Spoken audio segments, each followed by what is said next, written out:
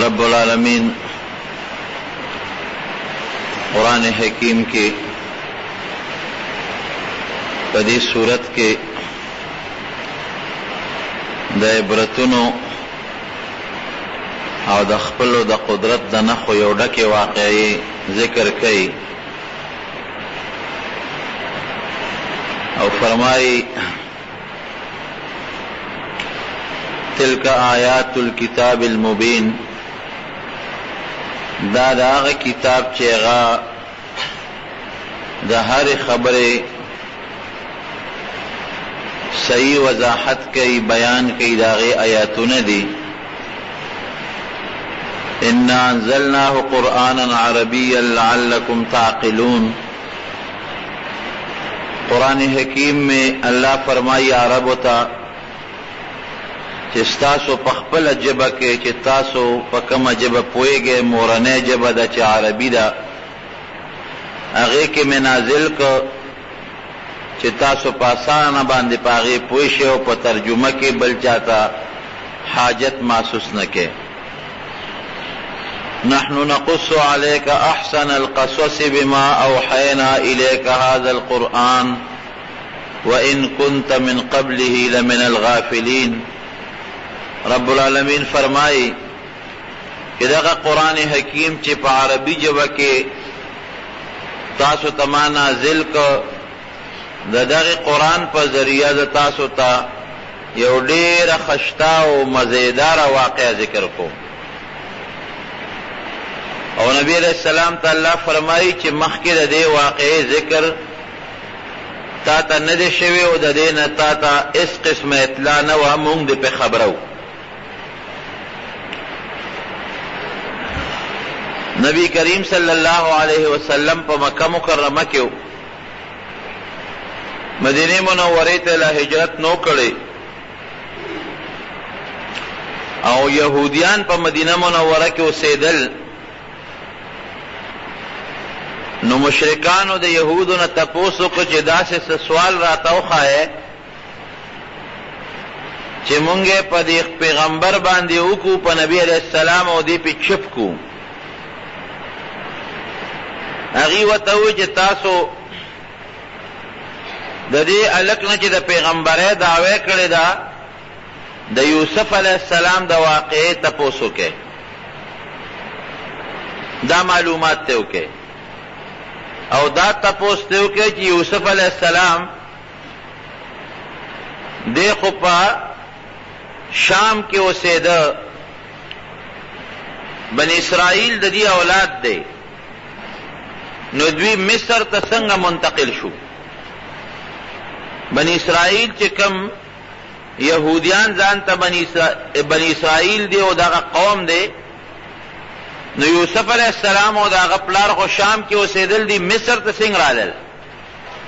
د دې تپوس ته وکړئ او د یوسف علیہ السلام پوره تپوس ته وکړئ د هغه واقعات چې هغه درته بیان کړي نو که دا واقعه بیان کړه دی به رښتونی پیغمبري که دی بیان نه کړه دی به دروغجني بیا او دا تپوس یې ځکه وکړه چې د یوسف علیہ السلام واقعه د مکې په عربو کې مشهوره نه وه چاته هم دا واقعه په مکه کې نه وه معلوم او یهودیان او عیسایان هم په مکه مکرمه کې نو چې پیغمبر علیه السلام یې تپوس وکړي نه د مکې خلکو ته دا قصه معلومه وه نو ځکه یهودیانو د مکې مشرکانو ته وویل چې د دې تپوس ته وکړئ دی رالل او نبی علیہ السلام ته کېناستل ورته خو پته وه چې دا قصه مونږ ته نه ده معلومه ده ته هم نه ده معلومه یهود او عیسایي نشته چې د هغه نه معلومات وشي نو دې نبی علیہ السلام به دا واقعه مونږ ته بیان نه کړی شي دی به چپ پاتې شي وی چې مونږ ته د یوسف علیہ السلام قصه وکړه او په دې هم پوه کا چې بني اسرائیل چې کوم د یوسف علیہ السلام او د یعقوب علیہ السلام په حقیقت کې د یعقوب علیہ السلام اولاد دی د اسحاق علیہ السلام نو په دې باندې مونږ پوه کا چې دا بني اسرائیل خو مصر کې شام کې مصر ته څنګه رالل پیغمبر علیہ السلام جبریل علیہ السلام ته رجوع کړه او حضرت جبریل علیہ السلام د رب العالمین نه په قرآن حکیم کې پوره یو سورت راوړه چې هغې ته سورت یوسف وایي او هغه واقعه مکمل اول نه آخره پورې د مکې مشرکانو ته بیان کړه اگر چې هغه ایمان راو نه لرو خدا د نبی علیہ السلام د نبوت او د پیغمبرۍ غټ دلیل شو. ځکه دا واقعه چې نبی علیہ السلام پورا بیانوي د کوم ځای نه بیان کړه، نه خو دغلته کې څوک یهودي عیسائی شته چې د هغې نه زده کړي، نه عربو کې دا واقعه چاته معلومه وه. پته لګي چې دا د رب العالمین وینا ده او الله فرمایي نحن نقص عليك احسن القصص بما اوحينا اليك هذا القرآن وان كنت من قبله من الغافلين. اے پیغمبر تا ته اس علم نو، تا ته دې واقع پته نه و، د قرآن حکیم د وحی په ذریعه هم تا ته دا یو خشتا مزیدار او خوشګ اعلی قسم درته بیان کړه چې ته دا خلکو ته وې او دا ستا د نبوت او د پیغمبرۍ یو مضبوط دلیل شي. رب العالمین په دې صورت کې د یوسف علیہ السلام سلیریش کرته ذکر کړی دی او د یوسف علیہ السلام واقعه پورا په دې صورت کې ذکر ده، په بل صورت کې د یوسف علیہ السلام قسم نه ذکر. یوسف علیہ السلام څوک ډېر عبرتونه دي پکې، ځکه دا واقعه تاسو ته بیانوم د مسلمان د پاره او د انسان د پاره او خصوصا د نبی علیہ السلام د امت د پاره په دې کې ډېرې د الله تعالی د قدرت او زمونږ د عبرت نښې دي چې هغه ته یو زه ورسره بیانوم. یوسف علیہ السلام چې د هغه د پلار نوم یعقوب علیہ السلام، دیم پیغمبر او پلاریم پیغمبر. د یعقوب علیہ السلام د پلار نوم اسحاق علیہ السلام او د اسحاق علیہ السلام د پلار نوم ابراهیم علیہ السلام. نو یوسف علیہ السلام د ابراهیم علیہ السلام د نوسی زوی شو، څه ته چې زمونږ پښتانه کړوسې وایي. پخپل پیغمبر پلار پیغمبر نکي پیغمبر د نکه پلار پیغمبر. او یو ځل د پیغمبر علیہ السلام نه تپوس کېږي چې بهترین او کریم او عزتمند انسان څوک دی، نو پیغمبر علیہ السلام ورته فرمایي الکریم ابن الکریم، الکریم ابن الکریم ابن الکریم ابن الکریم، یوسف ابن یعقوب ابن ابراهیم ابن اسحاق ابن ابراهیم. عزتمند چې پلاریم عزتمند دي، نیکیم عزتمند دي او د نیکه پلاریم عزتمند دي، هغه څوک دی؟ یوسف دی. یوسف ابن یعقوب، یوسف د یعقوب علیہ السلام زوی، یعقوب د اسحاق علیہ السلام زوی او اسحاق د ابراهیم علیہ السلام زوی. دا زوی دا هغه پلار دا هغه نیکه دا هغه د نیکه پلار د دې نه عزتمن خاندان د آدم علیہ السلام په بچو کې بل څوک نه تیر شوی. یعقوب علیہ السلام اوسېده کوم ځای؟ په فلسطین کې موجوده چې څه فلسطین ورته وایي د بیت المقدس په خوا کې، او دا د شام علاقه وه. د یعقوب علیہ السلام 12 زامنو، یوسف علیہ السلام د دې یو بل ورور بنیامین، دا خپل منځ کې سکرونو، پلار یې یو مور یې یو، او دا باقي لسرونه چې د دوی کومو دا د دې میرني رونو، پلار یې شریکو او میندې جدا وي. رب العالمین یوسف علیہ السلام لا داسې صفتونه ورکړیو او ناشنا حسن الله ورکړیو چې د پلار وسره غیر اختیاري محبت او مینه د یعقوب علیہ السلام. د پلار ټولو بچو سره مینه، لیکن بعضې بچی قدرتی طور غیر اختیاري طور پلار ته نسبتا ګرانی د نورو بچو په نسبت. نو کم محبت چې د اختیار نه باری د زړه مینه په هغې رب العالمین نیول نه کوي. نو یعقوب علیہ السلام ته خو پته او اخلاق ورته معلوم د یوسف علیہ السلام، او دا یعقوب علیہ السلام خو پیغمبر مو، هغه ته دام پته و چې دا ما دا نوسی دا ما دا زوی یوسف دکې هغه نښې دي صفتونه لري چې دنه به رب العالمین یو لوی سړی جوړی، پیغمبر به ته الله جوړی. په دې وجه سره مینه نورم زیاته وه. او په کشرانو زامنو کې دا کشر زوی بل مور یې وفات شوې وه. د یوسف علیہ السلام خپله مور او د بنیامین خپله مور وفات وه، او بیا د دوی ترور د مور خور هغه یعقوب علیہ السلام په نکاح غشتې وه. نو چې کم بچی د هغه مور مړی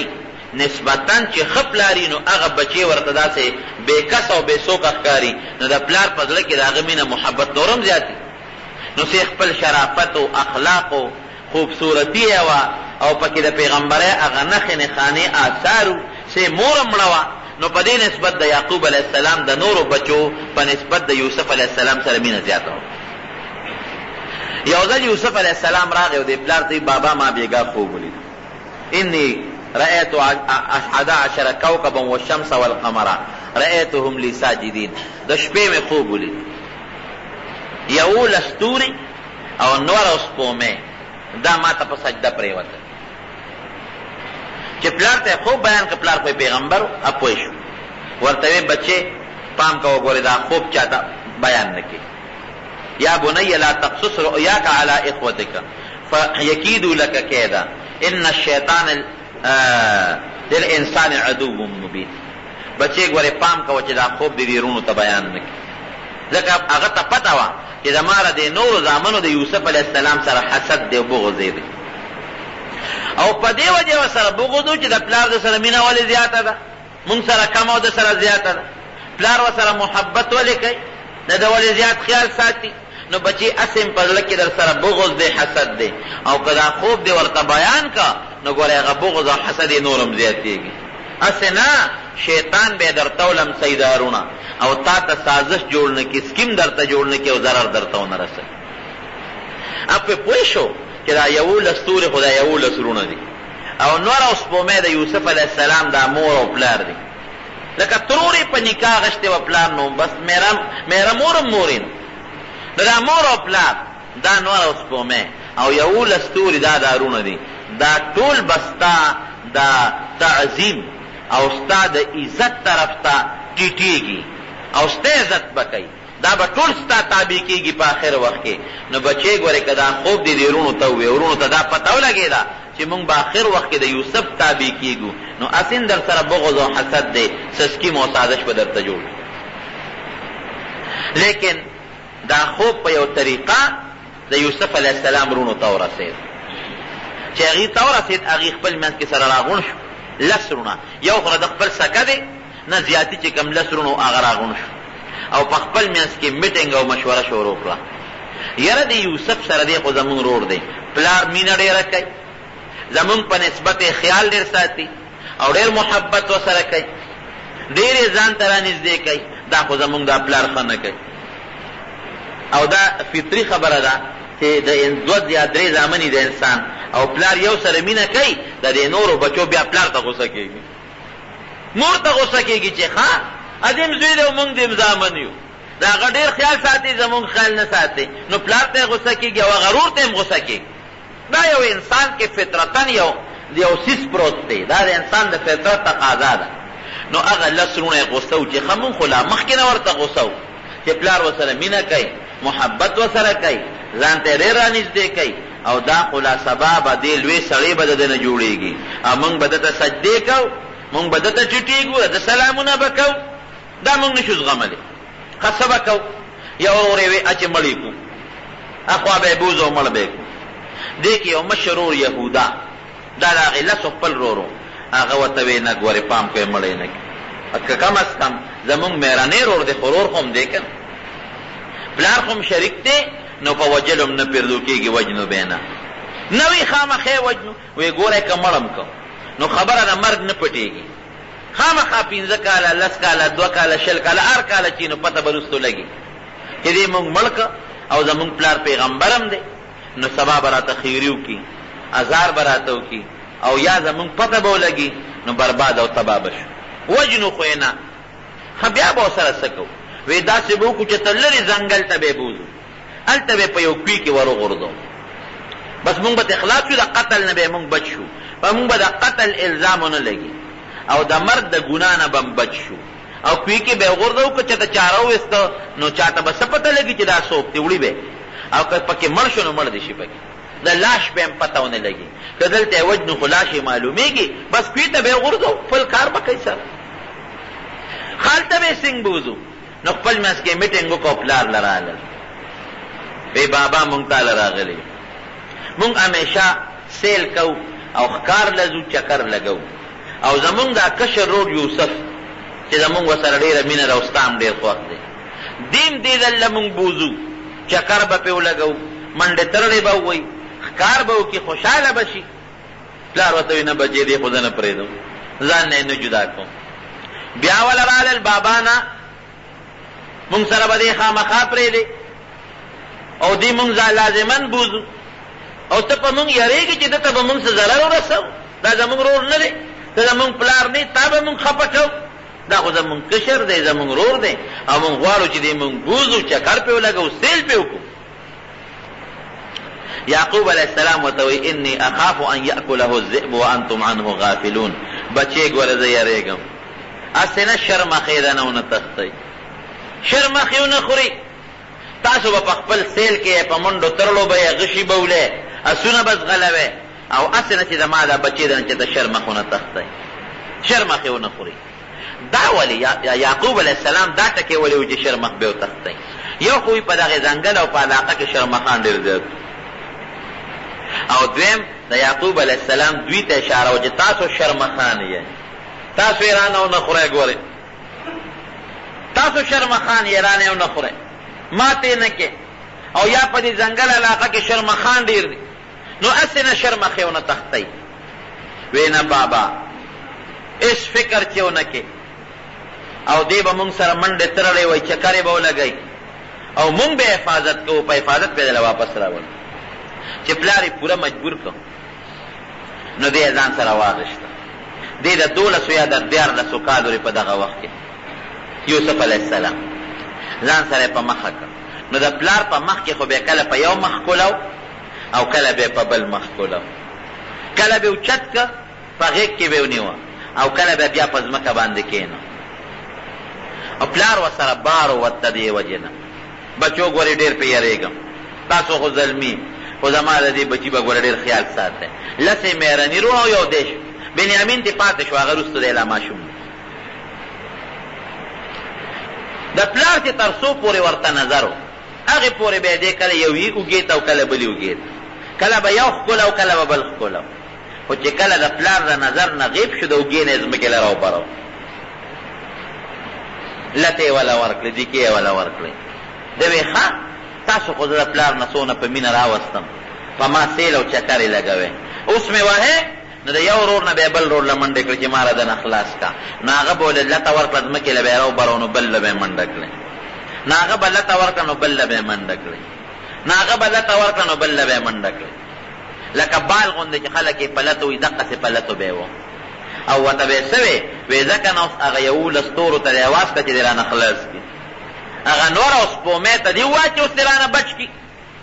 ته خو یې ما ته به نور او سپومې 11 ستوري سجدې لګئ. هغې هم پوه شو، هغه هم د پیغمبر بچي چې دا 11 ستوري مونږ یو، نور او سپومې را د مور او پلار دي، دله به الله عزت ورکوي او مونږ به ورته کوس پاس کېږو، دا چې ته مونږ برداشت کوو. لته به یې ورکړه، وې شابه هغه 11 ستوري دې راوله چې دې رانه بچ کړي، ځکه نه هغه نور او سپومې دې راوله چې دې رانه خلاص کړي. دې غریب ورته جاړې او چغې ورته وه. په دغه وهلو او ټکولو باندې یو لوی ځنګل ته بوت، او په هغه ځنګل په دې منځ کې یو شړک وي. قرآن حکیم کې ورته الله غیابات الجب وایي. غیابات، غیابه عربی کې هغه ځای ته وایي چې شړ او دشت او بیابان او تیاره ځای وي، داسې پټ ځنګل د تیارو ځای. او جب هغه کوي ته وایي چې هغه کچک وي، غاړه یې پخني. نو داسې کوي چې هغه د تیارو نه ډکي، ډېر اوږد پې هغه غریز علاقه وه. نو په هغې کې اوس هم په دې ممندو کې یا په دې نورو قبایلي علاقو کې تاسو که کویان وکتل، هغه ډېر زیات ژور وي. هغې کوي ته یې ورسو بوید، نو چې کوي له به یې غورځو، دیکه به یې ورکوله، نو دې به ور پورې کلک ونښته. ای ظالمانو ما څه ګناه کړې ده، ما در سره څه بد کړي دي، خوب خو ما لیدي دي، نو په قصد خو مې نه دي لیدي، دا خو ما ته الله پړه کې اچولی دي. لته به یې وله په دا خېټه کې ورکړه، د شابه هغه ستورو ته دې اواز کړه چې اوس دې رانه خلاص کړي. هغه نور او سپومې ته دې اواز کړه چې دې رانه بچ کړي. نو دې به پورې نښتې او نه به جدا کېده. نو کمیس یې ته وویسته، او لاسونه یې وله شاته وتړل، خپې یې وله وتړلې، او اوچت یې که په درز باندې کوي ته وغورځه. دا رب العالمین په خپله دا واقع قرآن حکیم کې ذکر کړي چې کوي کې وغورځو. رب العالمین څه چلو روایاتو کې راځي چې جبریل علیه السلام ولا الله راولېږي چې دې سنګ وغورځو. جبریل علیه السلام کلک ونیو په کوي په دا میانس کې چې دې کاڼي ته یو بوته ونه رسېږي، او د کوي په دې ډټ کې په دې غاړه کې یو تیږه راوتې وه. جبریل علیه السلام اوچت واغېشت اس قسمه تکلیف ورته ونه رسید او په هغه تیږه باندې کېنه او چونکې ردنه جامې ایستې وې کمیس او پرتوګ دواړه یې تیستې وو د جنت نه یې ولې یو مزېدار او خشته ښکلې د ریخمو کمیس راوړی و هغه کمیس یې ورته واچو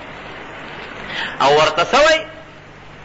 وی اس فکر چې ونه کړي د رب العالمین د طرف نه مونږ به تا د دې کوي نه وباسو دا د الله حکم دی او دا رونه تا د دوی دا سکیمونو باندې به تا مونږ خبره وو دي رونو ته به دې پته لګي بیا دا واقعه به مونږ په دوی باندې ښکاره کوو یوسف علیه السلام بس په هغه کوي کې کېناست چې دا کم مشر ورور یهودا دې لږ لسوان دی دې به د دې نورو ورونو نه پټ راته او څه ډوډۍ موډۍ به یې راوړله ورته به یې غورځوله اواز به یې ورکړه ډوډۍ به یې ورغورځوله اوبه به یې وله راوړه یو لوښي کې هغه به یې ورته ورغورځوله یو ورځ ورپسې راغی په بله ورځ راغی یو څو ورځې پرله پسې چې راغی چې څو ورځې تېرې شوې چې دې راغی اواز یې ورکړه یوسف ول اواز نه ورکړه بیا اواز ورکړه یوسف بیا ول اواز ورنه او بس وی معلومیږي دا چې زمونږ غرور په دې کیو کې چې ته مړ دی مړ شوی دی قدرت رب العالمین چې څوک بچ کوي د چا پلار ورته نقصان نشي رسول دا زمونږ ایمان دی چې الله د انسان ملی او د الله امداد کوي د دنیا یو طاقت هغه ته نقصان نشي رسول او چې کله د رب العالمین خپل حفاظت اوچت کړ د ماشي د لاس نه نمرود د ماشي د لاس نه تباه و برباد شو او د ابرهه لښکر دا د توتکرو د کاڼو په زیری باندې رب العالمین تباه و برباد اصل څیز د الله حفاظت دی کله چې د الله نه سوال کوئ دا سوال کوئ چې یا الله مونږ په خپل حفاظت کې محفوظ وساته بچې الله دې په خپل حفاظت کې محفوظ ساتي قسم دی چې د دنیا یو طاقت دی دې خپې ته دې نشي کتی دا الله خپل قدرت ښیي لقد کان فی یوسف و اخوته آیات للسائلین دا عبرت نښې دي پکې د یوسف علیه السلام او د ده د رونو په دې واقع کې یو قافله په دې لاره راتېرېدله نو دې قافله کې به بعضې کسان دو چې هغوی به ګیا پسې ګرځېدل چا به څارویو به کول څوک به اوبو پسې ګرځېدل نو کومه ډله چې د دې قافلې هغه په دې باندې ماموره وه چې تاسو لړ شئ اوبه وګورئ هغوی چې راغلل تکوي وکړل زر یې بورقه راواغېسته او هغې کوي ته ښکته کړه چې کوي ته یې بورقه ښکته کړله او بورقه ویښته ورسوله نو یوسف علیه السلام سره بورقه وجنګېدل بس پړي پورې دې کلک ونښته هغه به غټه بورقه وه یو کس به نه شو رایستی ابا په پنځو شپږو کسانو بلکې د دې نه په زیاتو به هغه بورقه خلکو رایسته اوس هم په دې اوږدو کویانو باندې غټې غټې بورقې وي چې دوی بورقه رایسته ده بورقه درنه ده خیر په ډېر زور او په وجودونه په هغه زمانه کې د خلکو مضبوط پهلوانان په ډېر زور او په ډېر لوی طاقت باندې بورقه راوچته کړه چې راوچته یې کړه اوس یوسف علیه السلام ورپورې نښتې ښه مزېدار خشته ټیک ټاک جمدې روغ صحت والا چې راویې ویسته ورته یې وکتل یا بشرا هذا غلام او خوشحاله شو دا خو مزېدار خشته هلک دی ډېر زیات خوشحاله شو یو خو په دې خوشحاله شو چې یو مزېدار خشته هلک راته الله راکړه او هغه زمانه د غلامانو وه غلامان به خلکو خرڅول یو خشته هلک دی زبد دا به مونږ خرڅ کړو او بلا پیسې به پرې وګټو لاړل نورو ملګرو ته الو مونږ خو دغه د کوي نه په بورقه کې هلک یې نښتې دی هم راوویست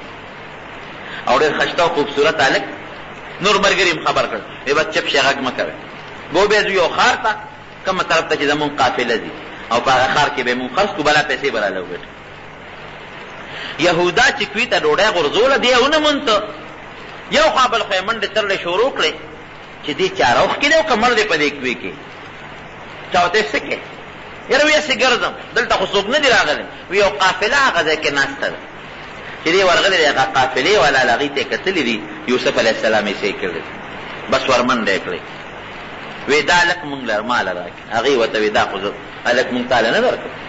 وی نه دا زمونږ غلام دی زمونږ برایې دی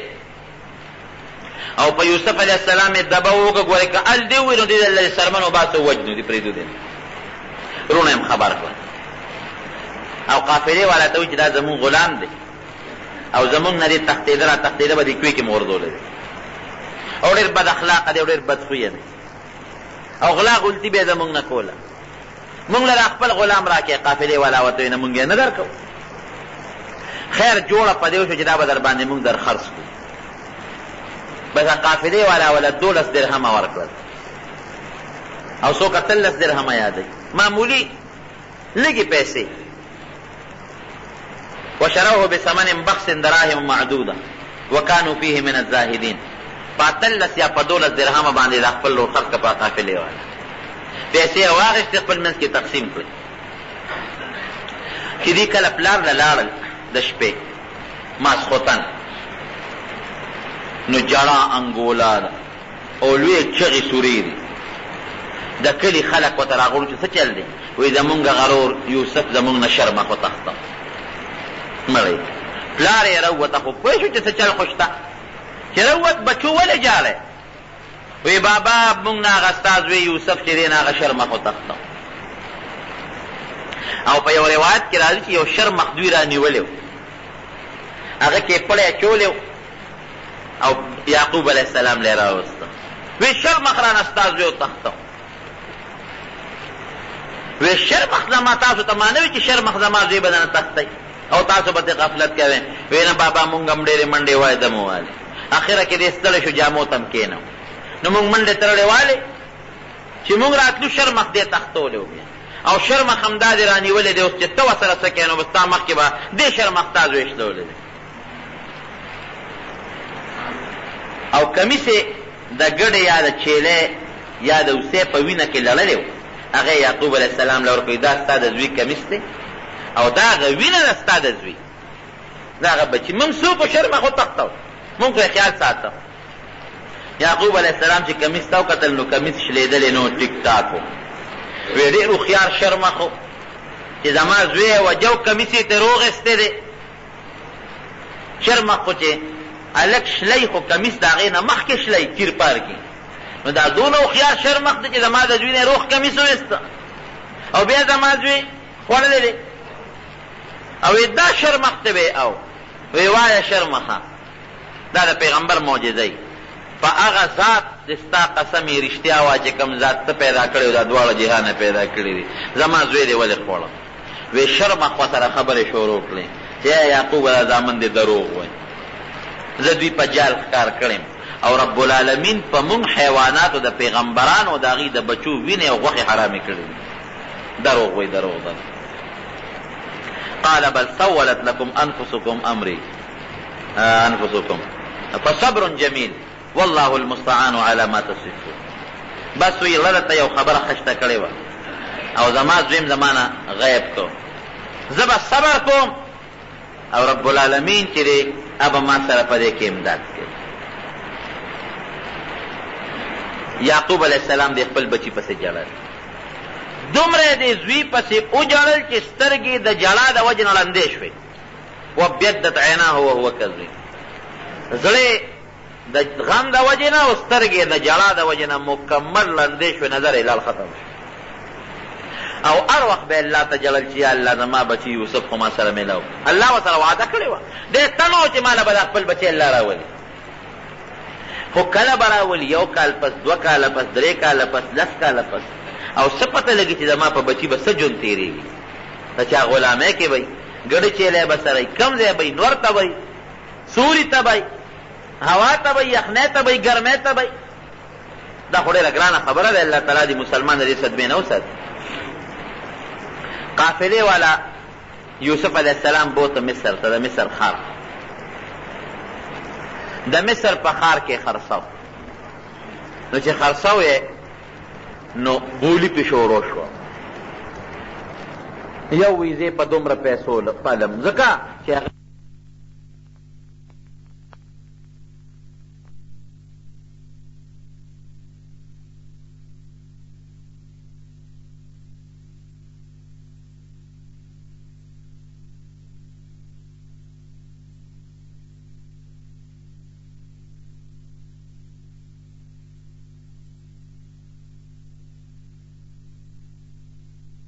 علیہ السلام میں اولد نو ډیر زیات خوبصورت او د ټولې دنیا د حسن نیم حسن رب العالمین یوسف علیہ السلام له ورکړ. د ټولې دنیا چې څومره حسن رب العالمین په دې دنیا کې ایښودی د هغې حسن نیمه رب العالمین دله ورکړی. نو چې نبی علیہ السلام فرمایي چې رب العالمین د دې دنیا نیم حسن ورکړو دی به څونه خشته بل پکې خشته او صاف الله ایښودي خشته اخلاق پکې الله ایښودي. نو بولی پې شروع شوه. نو قیمت یې دې حد ته ورسېده چې یو سړي پکې یو سوداګر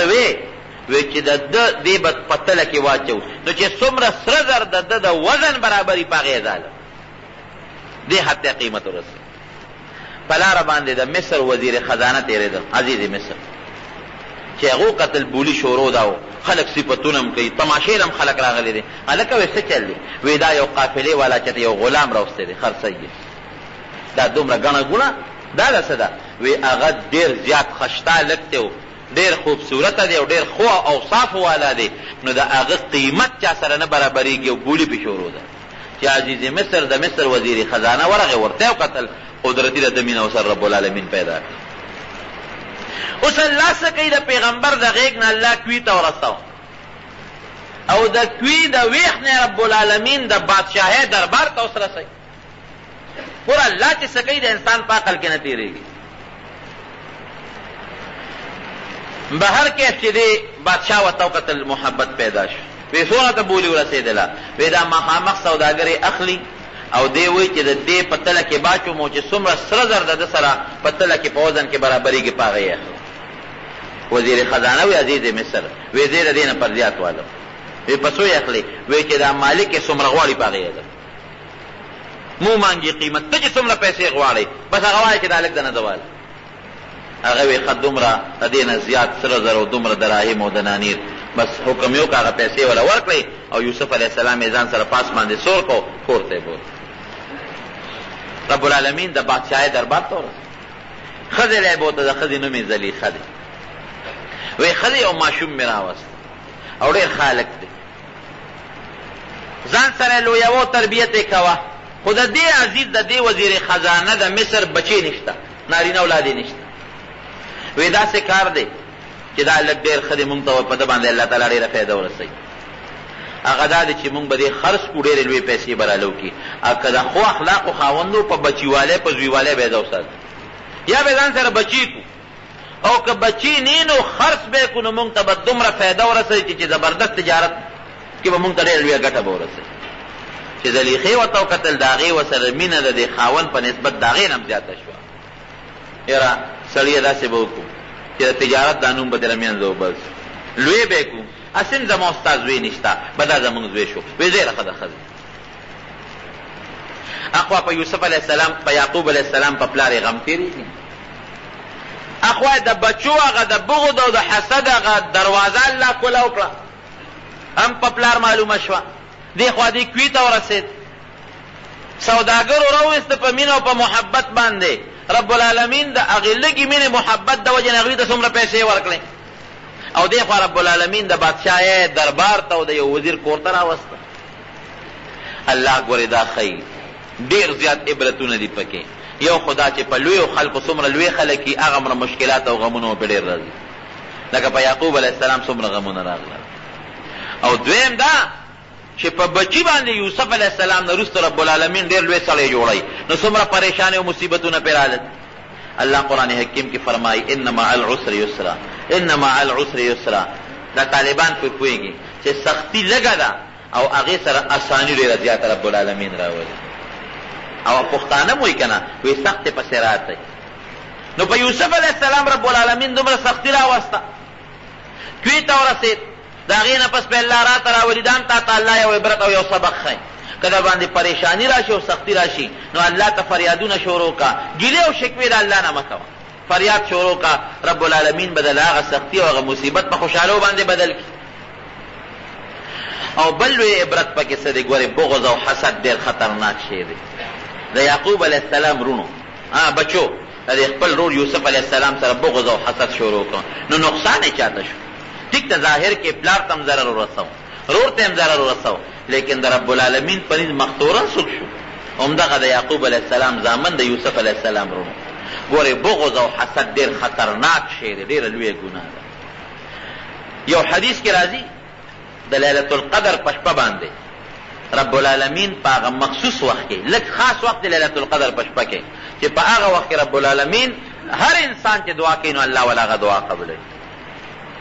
لیکن د یو څو کسانو دعا د لیلة القدر په شپه په هغه مخصوص وخت کې الله نه قبلوي. یو پکې هغه انسان دی چې مسلمان سره بغض او حسد کوي. د لیلة القدر شپه باندې هغه مخصوص وخت دی چې دعا د قبلېدو وخت شپه دې برونه کړې ده، خو چې د چا په زړه کې بغض او حسد دی د هغه دعا هغه وخت کې الله نه قبلوي. یوه. دویم، د عرفات په میدان کې رب العالمین انسانان بخي او داسې بخي چې الله فرشتو ته اعلان کوي چې په دې میدان کې د عرفات په میدان کې الله د فرشتو د انسانان د لرې لرې لارو نه راغلي دي، او ای فرشتو تاسو ګواهان شئ چې دا ټول انسانان ما وبخل عرفات په میدان کې. نو دا فرشتې الله ته وی رب العالمینه تا خو دا وبخل، خو دې کې خو پلانکې ګناهګار دی، پلانکې خو سیل له راغلی دی، پلانکې خو ډېر ګناهګار دی، پلانکې خو ریاکار دی، دارې. نو الله ورته فرمایي وی دا ټیک ته چې دا بعضې خلک پکې ډېر ګناهګار دي، بعضې په غلط نیت راغلي دي، بعضې په سیلونو پسې راغلي دي، بعضې ریاکار دي، خو د عرفات په میدان کې چې دا کم نیکان خلک دي د هغې د وجې نه مې ورسره دغه مبخل. لیکن یو څو کسان د عرفات په دغه میدان کې چې د لرې ځای نه تللی دی، احرام یې تړلی دی او لکونه روپۍ لګولي دي، هغې کې یو څو کسان دي چې هغه د عرفات میدان کې الله نه معاف کوي، نه بخي. یو پکې هغه انسان دی چې مسلمان سره بغض او حسد کوي. دا دومره خطرناک شی دا د الله نه ګورې وباسئ. بغض حسد ضرور سره، د بل سره او د بل سره. او بغض او حسد ولې کوي؟ په دې لږ ځان پوهېږه. بغض ولې کوو، حسد ولې کوو؟ بغض او حسد ګورې د الله په کارونو سوال دی، په الله د اعتراض وکړو. لکه تعالی الله مال درکړی دی او زما سره حسد دی چې د الله دا مال دی ولې ورکړی دی، نو دا خو تا په الله اعتراض وکړو. تعالی الله عزت درکړه، تعالی الله علم درکړه، تعالی الله حسن درکړه، او زه سره حسد کوم، نو دا ما په الله اعتراض وکړو چې الله ولې دې ورکړو. نو د خدای په کارونو ته اعتراض کې. او زه همیشه طالبانو ته یو خبره کوم، زه وایم د حسدي انسان دپاره دا سزا ډېره ده چې زړه خپل خوري. ګورې بل چا ته ضرر رسولی شي نه. که زه ډېر هم تا سره حسد وکړم نو تا ته ضرر نشم رسولی، خپل نه مې غواړم. که زه ډېر هم حسد وکړم چې دا مال ولې دی او دا علم ولې الله ورکړه او دا سپینه جامه ولې الله ورکړه او دا حسن ولې الله ورکړه، د عزت ولې الله ورکړه، او دا ولې دا داسې خوشحاله دی او دا خوشحالي ولې الله ورکړه، نو د هغه په دې حسد څه کمولی نشم، خپل ځان لړه خورم. نو د حسدي انسان دپاره دې نه غټه سزا بله نشته چې لړه خپل خوري. ګورې بل چا ته ضرر نشي رسول. نو که د چا په زړه کې مسلمان سره بغض حسدي، اوس نه دې توبه وباسئ او الله تعالی نه سوال وکړئ چې یا الله موږ د بغض او حسد نه محفوظ وساتئ. دا ویلی شي چې الله دې بل دې مال ورکړی دی، خدای را دې نصیب کړي او مال هم داسې مال نه کړي. دله دې علم ورکړی دی، الله را دې نصیب کړي په خوشحاله یم، مال هم داسې راکړي. دله دې بچي ورکړي، دله دې عزت ورکړی دی، دله دې ښه ژوند ورکړی، روغ صحت خدای را دې نصیب کړي، تا ورکړی دی، مال هم داسې راکړي. دا خیر پس خیدل وته پښتو کې وي دا خیر دی، خو حسد او بغض خطرناکه ګناه ده، الله دې مسلمانو ساتي. نو ګوره یوسف علیه السلام درونو په زړه کې بغض او حسد و، پلار ته خفه شو، پیغمبر یې خفه کړ، بل رور چې هغه وروستو پیغمبر جوړېده والا دی هغه ته یې څونه ضرر ورسو. دا د بغض ګناه شوه که نه؟ چې بغض حسد کې اکثر بیا جګړې ته جوړه شي، قتل و قتال او جګړې او ټوپک باندې ډزې وغیره ته جوړه شي، کمې ګناه ته خبره ورسېږي، خطرناکي ګناه ته خبره ورسېږي. نو یو ته دا معلومیږي چې بغض او حسد به ګورې قطعا نه کوي، بل دروغ به نه وایي، پلار ته دروغ وایي او هغه دروغ یې الله ښکاره کړل، وروسته هم د دروغو پته لګي. دروغ مه وایه، دروغ کې خو زه تا ته دروغ یم ته مې خوشحاله کړئ، لیکن الله مې خفه کړ. او چې الله خفه کړم، انسان د خپل کار کوي، که څوک خفه کېږي او که خوشحالېږي، خو چې لوی الله خفه نه شي. ما نه بعضې خلک په دې سیاسي ژوند کې لږ خفه شي، ولې د دروغ نه ویم. زه یم وروره دروغ سیاست نه کوم، چې څوک راشي دا کار راله وکړم، زه یم د ټګۍ چورۍ چل مونږ له راځي، دا نه چې نه راځي، خالای را وبشي او بس سبا او بله ورځ راشي او بله را منډې تړلې به، لیکن ولې الله خفه کړم. صفا خبره کوم، دا کار دې کېږي دا سره منډه وام دا نه کېږي نو باید سړی وي یاره تېراله نه کې زم زیک د بعضې څیز زما په وس کې وي بعضې به زما په وس کې نو پاکه صفا خبره کوم دروغ نه وایم دا ممبری زه یم نن شته او سبا بني 10 ورځې 15 ورځې به دا ممبری وي خپل کار به کوي خو چې لوی الله رانه خفه نه شي که څوک خفه کېږي او که خوشحالېږي خفه نه شي خلک خو چې رب العالمین خفه نه شي نو پام کوئ تاسو ته هم دا نصیحت دی دا راته وصیت کوم چې دروغ قطعا نه وایه دروغ څه لوی چې بل مسلمان خوشحاله کړي نو چې مسلمان دې خوشحاله که څوک دې خفه کړل الله دې خفه کړي پام کوه الله خفه نه کړي مسلمان به خپل کار کوي مسلمان هم خوشحاله کوه الله هم خوشحاله کوه خو که داسې موقع وه چې مسلمان خفه کېده نو بیا الله خوشحاله کوه مسلمان به خپل کار کوي دروغ به قطعا نه وي او که دروغ دی وي نو دروغ کاره کېږي ورې دا پټ هم نه پاتې کېږي د دروغ انجام خامخا ښکاره کېږي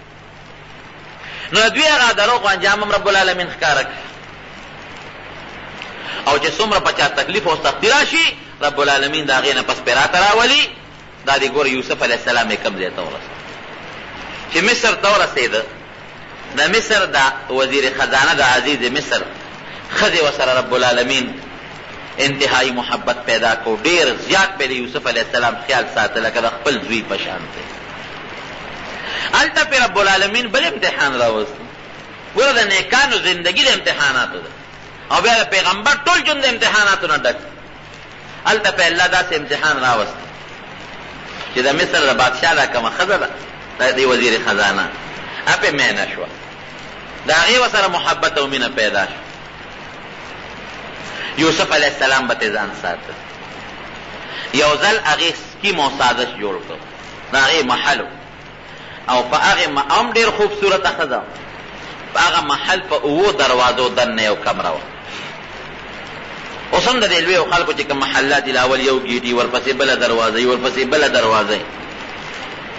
نو په 7 ګیټو په 7 دروازو کې دننه د هغې ځان له یو کوټه وه هغې ته یوسف علیه السلام دننه کړ او دروازې یې ټولې جرنده کړې او ځان یې ورته خشته خوبصورته ډولې کړې ورته وایي یوسفه دا ویښته دې څونه خشته او مزېدار وی که مړ شم د ټولو نه مخکې به دا ویښته رانه دوړېږي وی سترګې دې څومره خشته دي وی که مړ شم دا به اوبه شي په دې سینه به مې روبېږي وی دا سرمنه وجود دې څومره خشته او خوبصورته دی وی که سا رانه ووته دا به چینجي ونیسي او بین به کوي ګوره څونه خشته جوابونه یې والا ورکړل چې نه زه په ویښتو نازېږم نه په سترګو نازېږم او نه په دې وجود نازېږم دا حقیقت دی ګوره که انسان ډېر هم خشته دی خو که لږ دستونه پې ولګېدل یو 10-12 دسته یې وکړل ته دې مخ ته بیا وګوره بیا به ته یو بله بلا جوړه او که لږ بیمار شو دې شکل ته وګوره نو ښه شکل به یې نیولي او که ساتي وته دغه ښکلې وجود د خپل وارثان هم 2 ګنټې نشي ساتلی قبر له به رسه ناګانه زلیخې ورته لاس واچو چې لاس ورته زلیخې واچو رب العالمین قرآن حکیم کې فرمایي ولقد همت به وراودته التي هو في بيتها عن نفسه وغلقت الابواب د کومې ښځې په کور کې چې یوسف علیه السلام اوسېده هغې ته د ګناه مطالبه وکړه او دروازې یې بندې کړې ابواب جمع د دروازې یې بندې کړې وقالت هیت لک مطالبه ته وکړه او ته څه وایي قال معاذ الله انه ربي احسن مثواي پام کو د الله نه یریږم د الله نه پنۍ غواړم حالانکې زلمی دی ځوان دی د پیغمبر طاقت هم مضبوطي ښځه هم د بادشاه ښځه ده هم خوبصورته ده هېڅوک هم نشته میدان هم خالی دی وایي د الله نه یریږم د الله نه د الله په ذات د دې ګناه نه پناه غواړم او یو حدیث پاک کې راځي چې رب العالمین دغه وخت کې یعقوب علیه السلام ورته مخامخ کړ او په دې سینه کې داسې یو غزار والا ورکړ بهر کې هر څه چې خو رب العالمین د یوسف علیه السلام په زړه کې د هغه ګناه نه پیغمبر د ګناه نه معفو دي ښه د نبوت نه مخکې هم الله د ګناه نه ساتي او د نبوت نه وروسته هم چې دې لاس ور واچوه هغه ته منډه کړې چې منډه یې کړه قدرتي ورته دروازه کولو شو ګوره د ګناه نه چې ځان ساتي الله به امداد کوي چې منډه یې کړې بله دروازه کولاو شو وه دروازې ته به یې ګنې چا ورته کولاو کړې خو چې بار اووت د دې زلیخې خاوند ولاړو او شاته نه دې ونیو کمیس یې ولا وشلو د شا د لمنې ته وشلو چې څنګه او دا زلیخه ورپسې ده هغه خپل ناروا او هغه خپل خواهش په مخ اغشت دا ورپسې منډل او دې ته مخ کې لمنې تېر شو او چې دواړه ووتل د بادشاه اوس عزیز مصر مخامخ ولاړ دی چې هغو قتل اوهو دا زما ښځه څه کوي دا هلک ته مخکې دی دا ورپسې ده هسې ولیدل یوسف علیه السلام خو یارېده خدای خو بچ که الله ورته عزیز مصر زما ګناه ګورې نشته ښه دا یې زه ترې راوتښتېدم او ستا دې ښځې ما نه مطالبه کوله او زما نه کمیس نه مشله او زه ترې راوتښتېدم اوس هغه ښځه څه وایي خو ملامته شو ځکه هر څه خاوند په خپلو سترګو ولیدل او ورته څه وایي وی نه بادشاه سلامت داسې هلک دې راوستل چې زما نه یې مطالبه وکړه او ما ورپسې رانه وتښتېد راومینې وتښتېد رانه ما نه وتښتېد ما نه د ګناه مطالبه کوي او ما راونیوه خو رانه راوتښتېد اوس به څه کوي ښځه وایي ما ته یې لاس راچولې ما ته ځان وساته او د رانه منډه کړې او یوسف علیه السلام وایي نه ما ته یې لاس راواچو زه ترې راوتښتېدم د ګناه ته مطالبه دې کوله عزیز مصر اوس دې وخت کې پریشانه ده چې اوس ګناه ده یوسف ته او که ګناه ده ما د ښځې یوسف علیه السلام ورته وایي چې صاحب داسې کار وکړه چې زما ګناه نه ده د دې ګناه ده دې ما ته لاس راچولې زه ترې راوتښتېدلې هلته کې یو ماشوم یو سړي سره په غېږ کې ماشوم بچی داسې ماشوم بچی چې لا پیر وي د مور هغه ماشوم الله ګویا که وشهد شاهد من اهلها ان كان قميصه قد من قبل فصدقت وهو من الكاذبين وان كان قميصه قد من دبر فكذبت وهو من الصادقين هغه راکوټې ماشوم الله ګویا او ماشوم هم د یوسف علیه السلام نو چې هغه د حفره وکړي هغه د زلیخې د خاندانو وی عزیز مصر بادشاه سلامت زه یو فیصله کوم خلکو وی او ماشوم ته ګوره د تی او د هغه خبرو ته ګوره ټول ورته مخکې ته څه فیصله کوې وی د یوسف کمیس وګورئ که کمیس لمنې مخکنه شلېدلې وه نو بیا دې دروغجن دی او زلیخه رښتونې ده ځکه مخکې کمیس خو هله شلېږي چې ده حمله کړې ده په زلیخې او د هغې اړه نو هغې به تې جامې شلولي چې ما ته مله نږدې کېږه او که کمیس یې لمن شاته شلېدلي نو معلومېږي دا چې غلطي د زلیخې ده او یوسف ګورې پاک دی زه چې تا سره جګړه کوم او زما کمیس لېږي د مخې به شلېږي او چې ته راپسې نښلې او زه درنه منډه وامه نو چې ستا غلطي نو بیا به زما لمن شلېږي وګورئ لمن مخکنی شلېدلې ده او که وروستنی شلېدلې ده